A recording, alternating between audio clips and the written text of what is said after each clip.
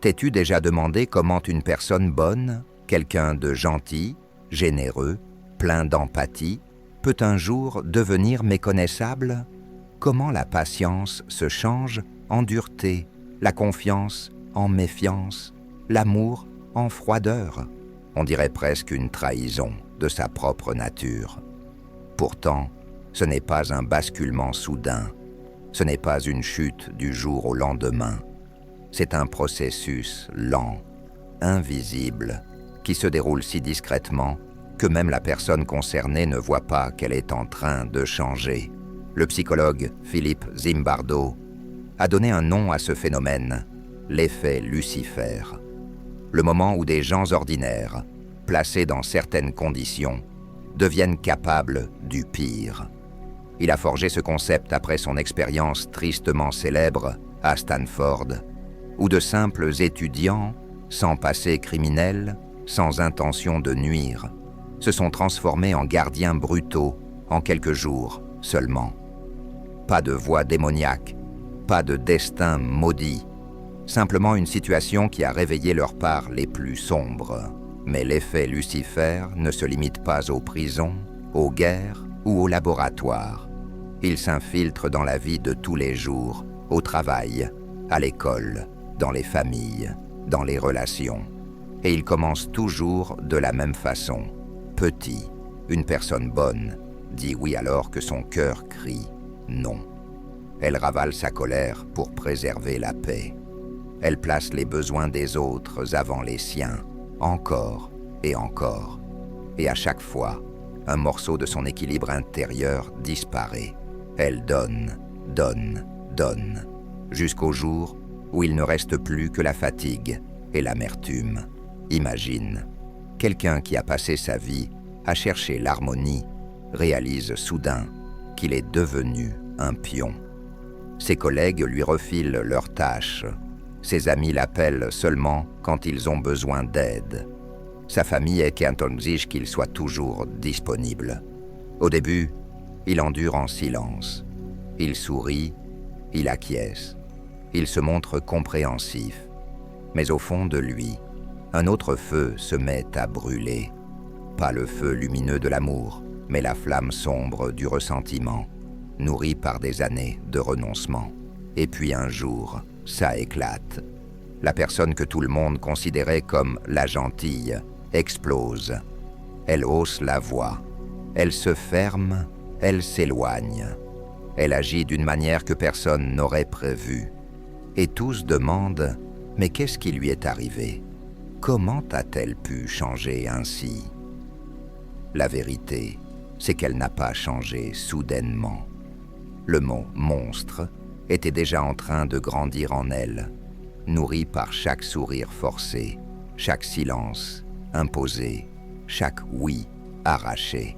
Zimbardo a montré que le pouvoir et les rôles pouvaient transformer des gens ordinaires en tyrans. Mais on oublie souvent que ces mêmes forces transforment aussi des gens ordinaires en victimes silencieuses, et que même les victimes, un jour, finissent par craquer. Nietzsche avertissait « Celui qui combat des monstres doit veiller à ne pas devenir monstre lui-même. » Mais que se passe-t-il lorsque le monstre n'est pas à l'extérieur, mais en toi, grandissant dans les fissures de ton propre reniement? Voici la dure réalité. Les bonnes personnes ne deviennent pas des monstres parce qu'elles sont mauvaises. Elles le deviennent parce qu'elles se sont trahies trop longtemps, parce qu'elles ont étouffé leur vérité jusqu'à ce qu'elle les empoisonne, parce qu'elles ont cru trop fort à la bonté des autres, même quand cette croyance les détruisait. Peut-être connais-tu toi-même ce sentiment. Fatigué d'être toujours gentil, fatigué d'être toujours disponible, fatigué d'étouffer tes besoins pour que les autres se sentent bien, et quelque part, tout au fond, une voix murmure « Assez ». Cette voix est dangereuse, pas parce qu'elle se trompe, mais parce que si tu continues à l'ignorer, elle deviendra un cri. Et quand elle sera un cri, elle ne demandera plus, elle exigera, elle explosera. L'effet Lucifer n'est pas une théorie abstraite, Il vit en toi, en moi, en chacun de nous. Il prouve qu'avec les bonnes circonstances, nous pouvons tous révéler notre face la plus sombre. Et c'est bien cela qui le rend si terrifiant. Cela paraît paradoxal, mais c'est une réalité.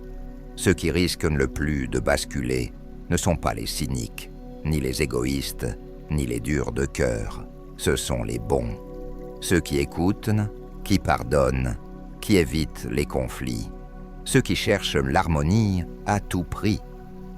Leur bonté est réelle, mais elle est aussi leur plus grande vulnérabilité, car elle les expose aux attentes, aux projections et aux manipulations des autres.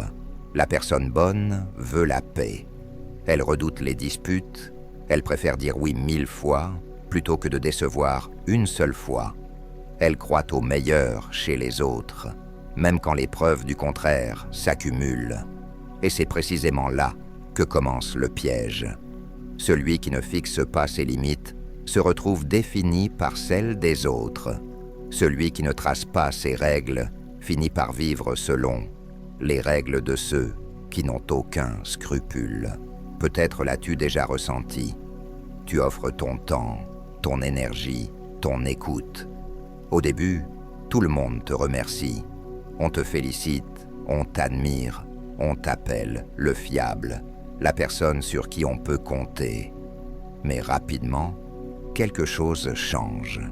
Ce qui était un cadeau devient une obligation. Ton aide devient acquise. Et le jour où tu hésites, où tu prends une pause, soudain, tu es jugé. On t'accuse d'égoïsme. On te dit que tu n'es plus le même. Du jour au lendemain, tu n'es plus le bon. Tu es le décevant.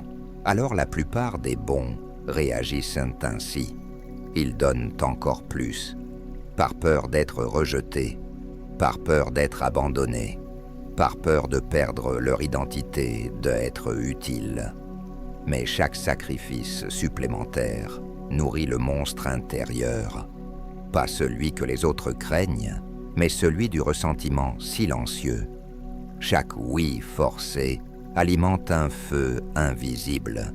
Zimbardo, dans son expérience de Stanford, a mis cela en évidence. Les jeunes hommes n'ont pas agi brutalement parce qu'ils étaient mauvais. Ils l'ont fait parce qu'ils voulaient bien jouer leur rôle. Ils voulaient appartenir au groupe. Ils voulaient être des bons gardiens. C'est l'ironie cruelle. Souvent, le mal ne naît pas de la méchanceté, mais de l'obéissance, du désir d'être reconnu comme bon dans un système corrompu. Et dans la vie de tous les jours, c'est la même dynamique. Celui qui cherche toujours la paix, celui qui supporte, celui qui prend sur lui, ne se rend pas compte qu'il accumule de la dynamite sous son calme apparent. À l'extérieur, il paraît stable, patient, même exemplaire. Mais à l'intérieur, une pression s'accumule.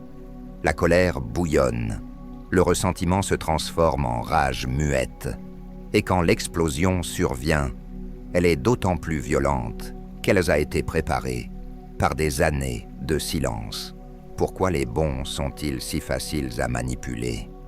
Parce qu'on leur a appris très tôt à réprimer leur colère. Enfants, ils entendaient « Sois sage, sois gentil, ne fais pas d'histoire ». On les récompensait pour leur obéissance et on les punissait pour leur résistance. Ils ont intégré l'idée que leur valeur dépendait de leur capacité à satisfaire les attentes des autres.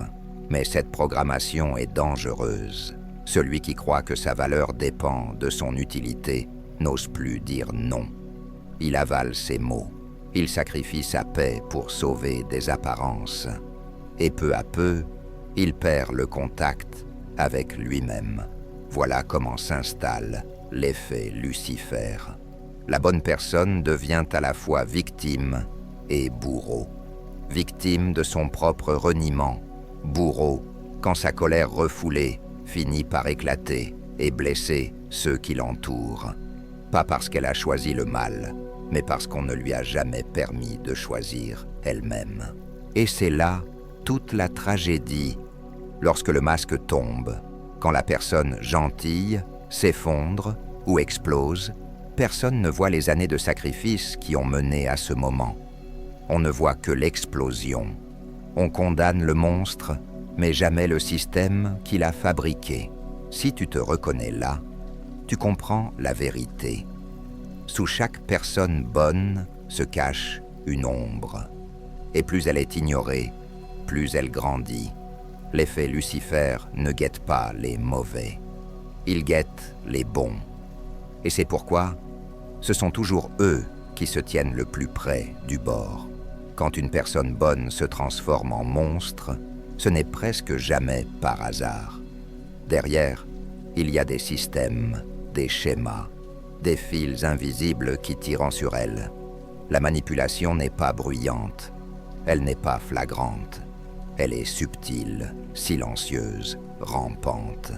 Elle s'installe petit à petit, jusqu'à ce que tu ne saches plus où s'arrête ta volonté et où commence celle des autres. Comment cela fonctionne-t-il? Pourquoi les bons tombent-ils si facilement dans ce piège? La réponse se trouve dans le besoin. Les personnes bonnes cherchent le lien. Elles désirent être utiles, être aimées, être acceptées. Et c'est précisément ce désir qui les rend vulnérables. La première étape de la manipulation, c'est la récompense. Un compliment par-ci, un sourire par-là, des louanges pour ta générosité, pour ta fiabilité, pour ton abnégation. Au début, tu te sens reconnu, tu crois exister. Mais bientôt, cette reconnaissance devient une laisse. Tu veux l'entendre encore et encore. Tu crains de la perdre, alors tu donnes plus. Tu te plies davantage. Sans t'en rendre compte, tu conditionnes toi-même ton identité à l'approbation des autres. Puis vient la culpabilité. Quelqu'un soupire quand tu dis non. Un autre te fait comprendre que tu n'es plus comme avant. Ou pire, on t'accuse ouvertement d'être égoïste. Comme tu t'es défini à travers ton rôle de bon, cette accusation te transperce. Alors tu doutes, tu t'excuses, tu expliques, tu compenses. Chaque concession supplémentaire t'enferme un peu plus dans le filet. Enfin, arrive le contrôle. À ce stade, les autres savent exactement quel bouton appuyer. Un regard déçu, un silence calculé, une phrase subtile. Et aussitôt tu réagis. Tu es devenu prévisible, facile à diriger. Une marionnette dont les ficelles ne sont pas tirées par la force, mais par ta peur de perdre l'amour. Voilà l'efficacité diabolique de la manipulation. Elle n'utilise pas la violence, elle n'utilise pas la menace. Elle utilise ta bonté contre toi. Elle détourne ton empathie pour te transformer en outil. Et toi, persuadé d'agir librement, tu danses déjà sur une musique que tu n'as pas choisie. L'expérience de Stanford l'a prouvé. Des étudiants ordinaires, placés dans le rôle de gardiens, ont fini par incarner la cruauté. Mais ce qu'on oublie souvent, c'est que ces gardiens étaient aussi prisonniers du système. Ils n'étaient pas seulement des bourreaux, ils étaient enfermés dans une attente, contraints de jouer un rôle. C'est exactement ce qui se passe dans la vie réelle, quand on te colle l'étiquette de l'aidant, du sauveur, du bon. Tu finis par y croire, jusqu'à ne plus savoir qui tu es vraiment. Le plus cruel, c'est que de l'extérieur, tout semble normal. Tu continues à sourire, tu continues à aider, tu continues à être disponible. Les gens te regardent et disent « il va bien ».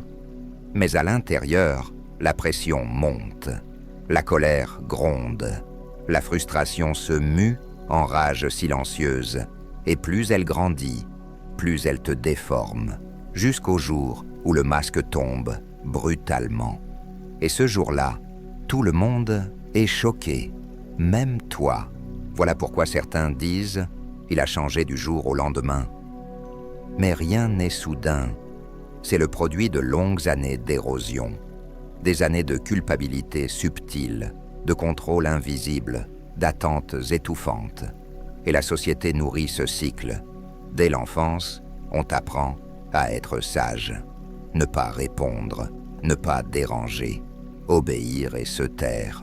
L'obéissance est récompensée, la résistance est punie. Et ce conditionnement, tu le traînes jusqu'à l'âge adulte, au travail, en amour, entre amis. On confond gentillesse et soumission. On confond sacrifice et vertu. Mais chaque renoncement a un prix. Chaque fois que tu te trahis pour plaire, tu nourris le monstre en toi. Et tôt ou tard, il réclamera son dû, parfois sous forme d'une explosion, parfois sous forme d'un retrait glacial, parfois sous forme d'un effondrement total de ton identité. Voilà la cruauté véritable de l'effet Lucifer. Il ne montre pas seulement comment des gens bons peuvent commettre l'inimaginable. Il montre comment des gens bons peuvent être programmés dans des rôles qui les dévorent lentement, jusqu'à ce qu'ils ne sachent ni plus où finit le masque et où commence leur vrai visage. Avant qu'une personne bonne ne devienne un monstre, un phénomène étrange se produit. Ce n'est pas le cri, ni l'explosion, ni la révolte ouverte qui annonce le basculement. C'est le silence, un silence froid, inattendu, qui dérange.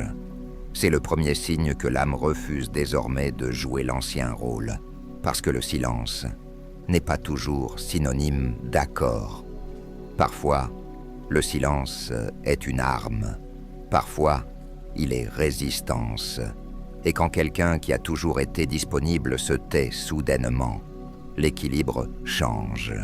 Ceux qui contrôlaient sa réactivité sentent que quelque chose leur échappe. Les boutons sur lesquels ils appuyaient ne produisent de plus d'effet.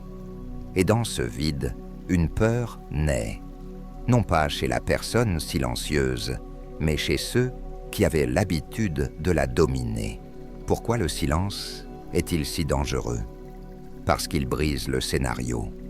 Tant que tu expliques, que tu te défends, que tu t'excuses, tu restes enfermé dans le rôle qu'on t'a assigné. Tu es prévisible, manipulable, contrôlable. Mais quand tu ne réponds plus, tu retires à l'autre son pouvoir. Tu retires le carburant qui alimentait la manipulation. Et tout le système vacille. Pour celui qui choisit ce silence, la transition est douloureuse. Car se taire, c'est accepter de ne plus prouver que tu es bon. C'est risquer d'être jugé comme froid, distant, égoïste. Pour quelqu'un qui s'est défini toute sa vie à travers l'approbation des autres, c'est presque insupportable. Et pourtant, c'est dans ce silence que naît une nouvelle force. Ce n'est pas de la faiblesse, ce n'est pas de la lâcheté, c'est l'émergence d'un pouvoir différent, celui de ne plus réagir, mais de choisir, celui de ne plus se plier, mais de se tenir debout. Zimbardo a montré que les situations peuvent transformer des individus ordinaires en bourreaux. Mais il existe un autre moment, rarement évoqué, celui où les individus retirent leur énergie du système. Le silence est souvent le premier pas. Comme si tu débranchais une machine. Soudain, plus rien ne fonctionne. Sans ton attention, sans tes réactions, le mécanisme s'effondre. Mais ce silence a un prix. Car ceux qui profitaient de toi vont le ressentir immédiatement. Ils tenteront de te provoquer, de t'accuser, de te ramener dans ton ancien rôle. Ils diront que tu as changé, que tu es devenu égoïste, que tu n'es plus toi-même. Non pas parce que tu fais du mal, mais parce qu'ils perdent leur contrôle. Et c'est là que réside le danger. Car le silence peut emprunter deux chemins. Choisi en conscience, il devient puissance. Il te permet de récupérer ton énergie, de tracer tes limites, de retrouver ta clarté. Mais s'il est subi, s'il n'est qu'un repli forcé, il pourrit. Il se change en amertume. L'amertume devient rancune. Et la rancune, laissée sans contrôle, explose en rage destructrice. Nietzsche écrivait « Il faut porter en soi un chaos pour accoucher d'une étoile dansante. » Mais si ce chaos n'est pas maîtrisé, si le silence ne mène pas à la lucidité, alors ce n'est pas une étoile qui naît, mais un monstre. Voilà l'ambivalence du silence. Vu de l'extérieur, il ressemble à la paix. Mais en réalité, il peut être le calme avant l'ouragan. Plus les années de mots avalés, de colère me refoulée et de vérités niées sont nombreuses, plus l'éruption sera violente. Rien n'est soudain. Tout est accumulation. Ainsi, le silence peut être ton salut, comme il peut être ton malheur. La différence réside dans ton intention. Le silence choisi est souveraineté. Le silence imposé est prison. Et c'est cette distinction qui détermine si tu surmontes l'effet Lucifer ou si tu es englouti par lui. Quand une personne bonne devient un monstre, ce n'est pas parce qu'elle a toujours été mauvaise en secret. C'est parce qu'elle a trop longtemps gardé le silence, trop longtemps donné, trop longtemps supporté. À un moment, l'édifice intérieur s'effondre et ce qui a été refoulé pendant des années surgit avec une force incontrôlable. C'est la révolte de l'âme contre sa propre suffocation. Mais cette révolte n'a rien de doux. Elle est brute, désordonnée, parfois terrifiante. Elle se manifeste par une colère soudaine, par une froideur inattendue, par des gestes que personne n'aurait pu imaginer. Et c'est alors que l'entourage murmure « Il a changé, ce n'est plus la même personne ». La vérité, c'est qu'il n'a pas changé. Il révèle enfin la part de lui-même qu'il a trop longtemps reniée. Voilà la tragédie de l'effet Lucifer. Les bonnes personnes portent une dette cachée, non pas envers les autres, mais envers elles-mêmes. Elles ont ignoré leurs limites, elles ont étouffé leur voix, elles ont sacrifié leur vérité. Et tôt ou tard, cette trahison de soi se transforme en colère. Une colère qui ne demande plus la permission, une colère qui exige. Cette colère peut tout détruire. Elle peut briser des amitiés, séparer des familles, anéantir des liens construits depuis des années. Elle peut transformer quelqu'un qui était une source de réconfort en une source de peur. Mais elle peut aussi faire autre chose, libérer. Car parfois, la destruction est aussi une naissance. L'incendie qui consume une forêt prépare le terrain pour une nouvelle vie. Zimbardo l'a démontré. Change les conditions, et tu changes l'individu. Mais il a aussi rappelé une vérité essentielle. Nous pouvons choisir de sortir de ces conditions. L'effet Lucifer n'est pas une fatalité. C'est un avertissement, une preuve que l'ombre existe en chacun de nous, mais aussi une invitation à la regarder en face avant qu'elle ne nous dévore. Le monstre qui surgit d'une personne bonne n'est pas seulement un démon de destruction, c'est un signal. Il dit « Je ne peux plus vivre ainsi ». Il dit « J'ai besoin de limites ». Il dit « J'ai le droit d'exister sans me trahir ». Et si tu entends ce signal, si tu as le courage de l'écouter, alors le monstre devient un guide. Il t'indique là où tu t'es abandonné. Il te montre ce qui doit changer. Mais ce chemin est rude, car il exige d'accepter d'être incompris, rejeté, parfois haï. Il exige la force de perdre des gens qui ne t'aimaient que pour ce que tu leur donnais et non pour qui tu étais. Il exige de traverser la solitude, non pas la solitude du vide, mais celle de la renaissance. Nietzsche disait « Deviens ce que tu es ». Cela ne veut pas dire rester éternellement gentil aux yeux des autres.